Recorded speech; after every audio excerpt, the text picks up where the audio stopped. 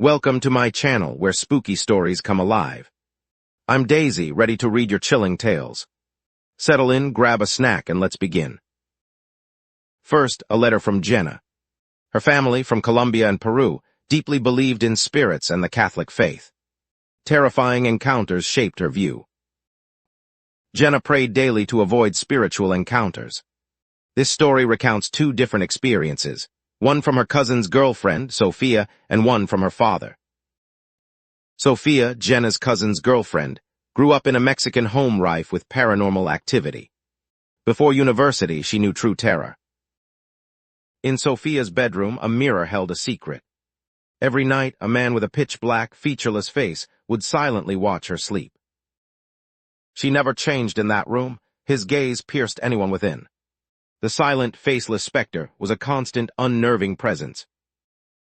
One evening at 17, Sophia applied makeup as sunset painted the sky. Lights glowed within, blinds drawn against the encroaching darkness. Suddenly, the lights flickered violently. The faceless man materialized in the mirror's depths, his presence a chilling premonition. Before Sophia could react, a spectral hand reached through the glass. The mirror shattered, and the chilling grip began to strangle her. No sound escaped her throat, the lights danced frantically. In desperation, Sophia clutched her cross necklace, thrusting it toward the spirit.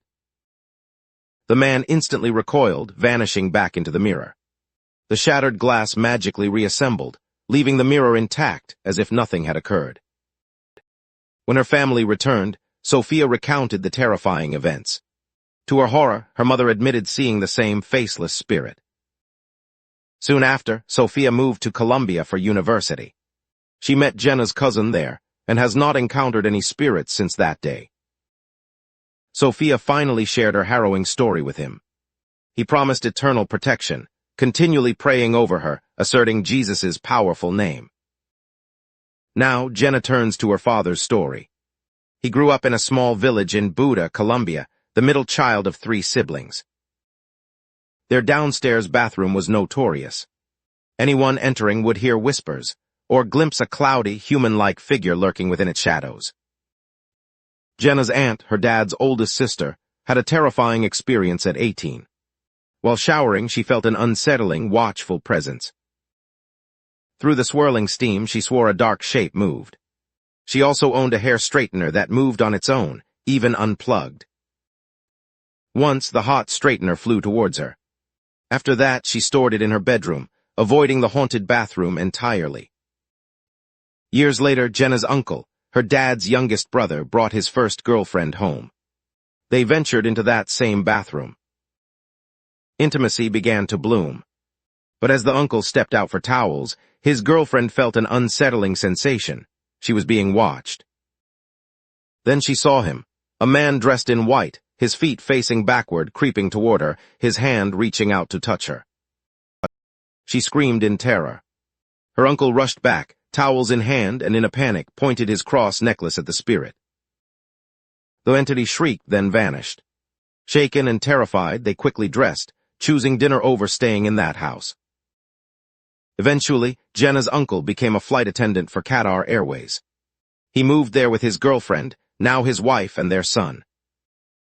They now live in Melbourne, free from paranormal activity.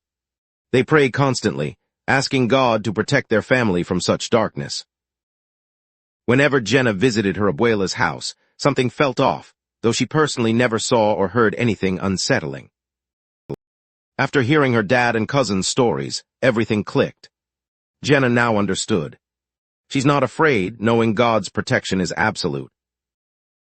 The name of Jesus, she truly believes, holds more power than anyone or anything. Jenna finished, her faith unwavering. Next, a letter from Zay. Her experiences happened just a month ago, involving her mom, stepdad, little brother Xander, and herself. It began late one night, around 10:30, as Zay's parents played cards with friends. The doorbell rang unexpectedly. Her stepdad checked, but no one was there. Minutes later, it rang again. This time, her mom opened the door to an empty porch. She even waved her hand before the Ring camera. Strangely, her phone only then received a motion alert. The doorbell rang a few more times that night. They finally decided to end the night, unsettled by the unexplained occurrences. Days later, Zay's mom was home alone, late folding laundry. A growing sense of being watched prompted her to bring in their dog. Suddenly, the dog froze, staring intently at the TV. A moment later, the TV blared on at full volume, without a remote battery. Not long after, Zay lay in bed. Her mom entered, saying Zay's abuelita was staying, so Zay needed to make her bed. Too tired to turn, Zay simply nodded. She heard her mom begin removing pillows, then suddenly stop, asking, "What's this?" Zay, not knowing what she held, casually replied, "I don't know, probably Xander's." Her mom then left the room. Finishing her bed, Zay went to the kitchen. On the table, she saw it, a pendant with a satanic symbol. Freaked out, she asked, "What is that?" Her mom revealed she'd found it under Zay's pillow. As a religious family, they were terrified, not knowing its origin. Both her brother and boyfriend denied any knowledge. As they puzzled in the living room, the doorbell rang again outside. Her mom checked her phone, no motion detected. Her stepdad went outside, finding no one. This time, no notification confirmed activity. Finally, her brother Xander snapped, admitting he'd found the pendant outside and thought it a funny joke. He got into big trouble. They disposed of it immediately. Since then, the strange activity in their house has ceased completely. All was quiet once more. Another story from Adela. She lived with her uncle and aunt in a 4-room house that always felt spooky, ancient, and eerie. Spiderwebs clung to every corner. The whole place felt old, generations old, filled with an unsettling, lingering presence. Adela initially dismissed it as imagination. But one day, an incident proved her gut feeling was terrifyingly real. A lady moved into one room with her 2 kids, a 2-year-old girl and a baby boy. One day, she needed a babysitter for work. Adela's mom offered to watch them. The lady also needed a ride, so Adela's mom left for a quick 10-minute drive.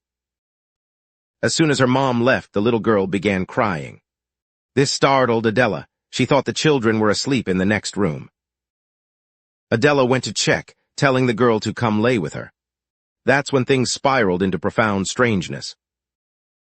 The little girl cried harder, clinging to Adela, terrified, trying to climb her as if escaping an unseen threat in the long hallway. Panicking, Adela grabbed the baby boy and fled back to her room, locking the door firmly behind them for safety. Once the girl calmed, Adela heard her own name called. "My mom's home," she thought, hoping for an explanation. But looking out the window, her mom's car wasn't there. Confused, she checked the garage, still no car. She was utterly alone. Then the little girl screamed again, pointing toward the corner of the creepy living room where a large window loomed. Through tears, she shrieked, "No, no, no." Screaming for her mom, she cried, "No, no, no. Muri, Muri, no, no, no, woman there, woman there." Adela was so startled, so panicked. She simply grabbed the girl and fled back to her room, frozen for a split second, unable to move or speak. The next morning, the little girl woke with bruises on her hands, as if something had pulled her hard during the night. Adela told her mom everything. Her mom then admitted a terrifying truth. She too heard voices whispering their names in the hallway. Both sharing the name Adela, hearing their names whispered in the dark was absolutely chilling. The house truly held a sinister secret. Hello, Daisy. These experiences happened in different houses. First, in a small apartment with only 2 rooms. One room held her mom and brother, the other her sister and herself. One night around 2 or 3 a.m. her sister woke up. Footsteps and things moving around the room had roused her. Rolling over, she saw her sister, the narrator, standing beside her just staring. Half asleep, she told her to go to sleep. But the figure didn't answer, just stood silently watching. She kept telling her to go back to bed. Frustrated, she rolled toward the wall. That's when she froze. On her side of the bed, she saw her sister, sound asleep. Her body went cold. Whatever had stood beside her was not her sister. Terrified, she pulled the covers over her head, daring not to look back. This next story happened to her mom, as a little girl in Chihuahua, Mexico. She was a devout Christian, attending church regularly. One Sunday, upset with her parents, she chose to stay home alone instead. A decision she would soon regret. The house was silent, save for her dolls and an occasional passing car. Suddenly, creaking noises echoed behind her. She ignored it, but then it came again. Turning around, she saw something terrifying. A tall white figure with a black hood and cloak, holding a scythe. Exactly as people described La Muerta, death. Her mom froze in shock, paralyzed, unable to move, her face utterly pale. Finally snapping out of it, she ran as fast as possible to her aunt's house, several blocks away, desperate for safety. When she arrived, her aunt's face turned pale with horror. Her mom's skin, she said, was every color imaginable from fear. Her aunt had never seen anyone so terrified. Her mom stayed there until her parents returned, too scared to go home alone. Hi, Daisy. This story didn't happen to me but to my dad. It takes place in the same house where I've had my own experiences. When my dad was younger, his family had little money.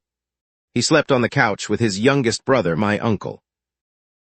Their parents shared a bedroom with the baby. At first, everything seemed normal, but that soon changed irrevocably. One night, my dad was sleeping when he heard banging and footsteps near the kitchen.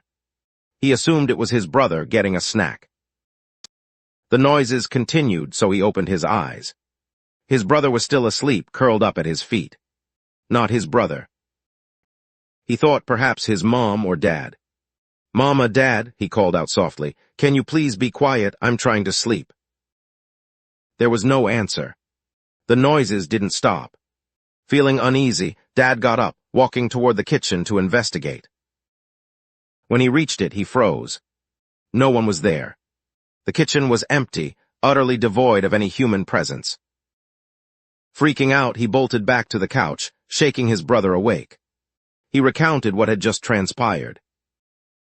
As he spoke, something caught his peripheral vision, movement near the room's corner. It was Christmas time, their tree stood there. What he saw next chilled him to the bone. The Christmas tree was floating, hovering about 4 inches off the ground. High enough to run a hand underneath. My dad stared, disbelieving, while my uncle, only 6, noticed the color drain from his brother's face. Curious, his uncle looked too, seeing it with his own eyes. To prove it wasn't imagination, Dad slowly approached, reaching out to touch it. That's when Uncle saw a white cloud-like shape dart from under the tree, rushing directly toward my dad. It went inside him. Uncle panicked, calling out, "Dave, Dave." No response. His dad turned slowly, his face white, blank, and lifeless. Absolutely terrified, Uncle ran straight into his parents' bedroom, diving into bed with them for safety. Grandma woke, asking, "What's wrong? Did you have a bad dream again?" But Uncle shook his head. "No, Dave scared me. Now I don't want to sleep in there." Thinking Dad was playing a prank, Grandma got up, heading for the living room. But as soon as she left her room, she froze. My dad stood completely still at the hallway's end, just staring, his face blank. "Dave, come here," she said firmly. "It's late and your dad has work. Stop playing pranks." Her voice trembled despite her efforts. Dad began to walk slowly towards her. When he reached her, she grabbed his arm and realized something was horribly wrong. His skin was ice cold, like he'd been in a freezer. In a panic, she yanked him into the bedroom, flipping on the light. His face was ghostly pale. She screamed for her husband, "Bobby, Bobby, wake up, something is wrong with our son." Grandpa jumped out of bed. The moment he saw my dad, he began freaking out. "What the hell is wrong with you, boy? Are you sick?" While Grandpa shook him, Grandma grabbed another blanket. They wrapped my dad up, desperately trying to get a reaction. Then, out of nowhere, Dad started coughing and choking violently. After terrifying moments, he stopped, gasping for air. He asked, "How did I end up here? I was just in the living room." He had no memory of the terrifying events. From that night, his grandparents made Dad and Uncle sleep on the floor in their room for safety. They never spoke of it again. Not until years later, when Dad was old enough to grasp the horror. This was just the first of many strange occurrences in that house. Hello, Daisy. I recently found your channel. It's comforting to know others believe in spirits, both good and bad. I firmly believe that messing with things not of this world can conjure entities that never truly leave. This story began with my mom's cancer diagnosis. 2 weeks before she passed, I brought her home to care for her in her final days. Hospice care was incredibly difficult. Not the caregiving, but slowly watching someone you love fade away. Hospice caregivers visited during the day. I gave medication around the clock. One night my mom struggled to sleep. I gave her a sleep aid. As she drifted off, I noticed her mumbling, talking in her sleep. Days before she passed, she woke asking, "When did you bring all the lights? There are so many bright lights in the room." "And one big light in the corner," she said. "It's so beautiful, but can you turn it off tonight so I could sleep?" Deep down, I knew what she was seeing, spirits. I'd felt their presence before. Still, I reassured her, promising to turn it off. A few days later, my mom passed away at 3 p.m. I immediately called my siblings to come say their final goodbyes. I felt two emotions: relief she was no longer in pain and heartbreak from losing her. Overwhelmed, I stepped outside for air. I live on a corner lot. My fence is only in the back with a side gate to the yard. When I stepped outside, things got strange. A huge black bird, like a raven, perched on the gate's fence. It let out the loudest, most piercing squawk I'd ever heard. It flapped its wings violently. What truly unsettled me was that no one else seemed to notice it, though my family walked past. The bird stayed, squawking and flapping, until my mom was taken away to the morgue. Its purpose seemed fulfilled. After the burial, I asked my siblings about the bird. They all looked confused, claiming they hadn't seen or heard anything. That's when an old saying surfaced: ravens carry souls to heaven. I'd never truly believed it until that precise, profound moment. Even after my mom passed, I felt her presence linger. She adored my son, and I believe she stayed for him in those early days. One night, my son kicked his blankets off while sleeping. Suddenly, I saw someone gently pull them back over him. There was no one else in the room. I knew it was my mom, still watching over him, keeping him safe and warm. My story ended. That was it for today's stories. That last story was difficult, my condolences.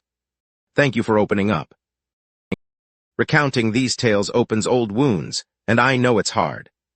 I truly appreciate every story you send. Especially stories of death, hurt, and grief. I know they're difficult, but someone listening might find comfort or resonate with them. Even if not spooky, these stories matter. Grief is universal, and if these can make someone feel better, why not? Thank you for sharing your stories, for opening up. I appreciate you all so much. Send yours to daisyspooks@gmail.com. I hope you're all doing amazing. I hope to see you all in my next one. Bye.